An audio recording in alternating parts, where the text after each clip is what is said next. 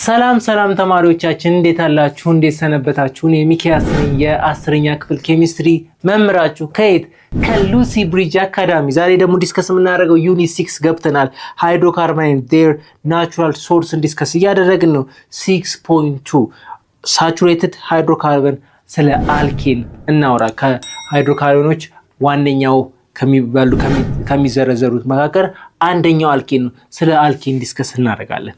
በዛሬው ዲስከሽናችንን ከመጀመራችን በፊት እንደተለመደው www.lucybridgeacademy.com መጎብኘት በፍጹም እንዳይዘነጉ እያሳሰብን፣ ሐሳብ አስተያየት ካላችሁ ደግሞ ቴሌግራም ቻናላችን እናንተን እየጠበቀ ነው። ምን ለማለት ትፈልጋላችሁ? ምን ሐሳብ አላችሁ? ምን እንጨምር፣ ምን እናስተካክል የሚለውን ሐሳብና አስተያየቶቻችሁን በቴሌግራም ቻናላችን ጻፉልን እያለን ወደ ዲስከሽናችን እንገባለን። ኦኬ definition of hydrocarbons the organic compound contain only ካርበን እና ሃይድሮጅን። ምን ይባላሉ ሃይድሮካርበኖች? ከስሙ እንደምንረዳው ሃይድሮ ኤንድ ካርበን አይደለ? ኢትስ ሃይድሮ ማለት ኢትስ ዳይሬክትሊ ሪሌትድ ዊዝ ሃይድሮጅን፣ ካርበን ያው ካርበን ነው። ስለዚህ ካርበን እና ሃይድሮጅን የያዙ ኮምፓውንዶች ምን ይባላሉ? ሃይድሮካርበንስ ይባላሉ። they form simple classic organic compound፣ ሲምፕል የሆነ ክላሲክ ሃይድሮካርበን ፎርም ያደርጋሉ ማለት ነው።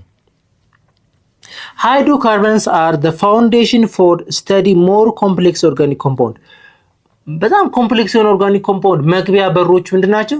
ሲምፕል የሆነ ሃይድሮካርበን፣ በሃይድሮካርበን በኩል ነው የምንገባው። በጣም ኮምፕሌክስ የሆኑ ለማጥናት ስንፈልግ ዋነኛዎቹ ምንድናቸው?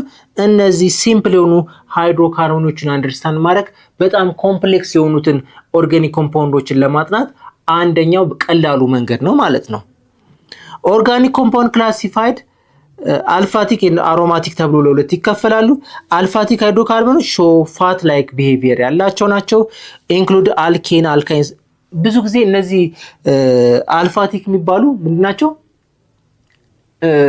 ስትሬት ቼን ናቸው ወይም ሲንግል ቼን ናቸው። ስትሬት ቼን የሆኑ ሎንግ ቼን የሆኑ ወይም ብራንች ቼንም ሊሆኑ ይችላሉ። ብቻ ምን ያልሆኑ ሳይክሊክ ያልሆኑ ናቸው። እነዚህ አሮማቲክ የሆኑ ግን ሳይክሊክ የሆኑ ናቸው። እነ ቤንዚን አይነት ምንድናቸው? አሮማቲክ ናቸው። እነዚህ ግን አልፋቲክ ግን ፋት ላይክ ስትራክቸር ያላቸው ናቸው ማለት ነው። እነ አልኬን እና አልካይንስ እነ አልኪን ይገኙበታል ማለት ነው። አሮማቲክ ሃይድሮካርበኖች እንደምታዩቸው ሳይክሊክ የሆነ ስትራክቸር ያላቸው፣ ቦንዳቸው እንደዚህ አይነት ስትራክቸር ሊሆን ይችላል። አያቸው እንደዚህ አይነት ስትራክቸር ሳይክሊክ የሆነ ስትራክቸር ያላቸው ምን እንላቸዋለን? አሮማቲክ ሃይድሮካርበን እንላቸዋለን። ሎ ሃይድሮጅን ቱ ካርበን ሬሽዮ፣ የሃይድሮጅን ካርበን ሬሽዮ ምንድነው? ሎ የሆነ ነው። ስፔሻል ስቴቢሊቲ ያቸውም ስፔሻል የሆነ ስቴቢሊቲ ያላቸው ናቸው። እነዚህ አልፋቲክ ደግሞ አያቸዋቸው እንደዚህ ናቸው። ቢጫ ነምበር ኦፍ ካርበኖች የሚጨምሩ ምን ያደርጉም? ሳይክል የሆነ ነገር አይሰሩም አይደለ? ክብ ወይም እንደዚህ አይነት ሳይክል የሆነ ነገር አይሰሩም ማለት ነው።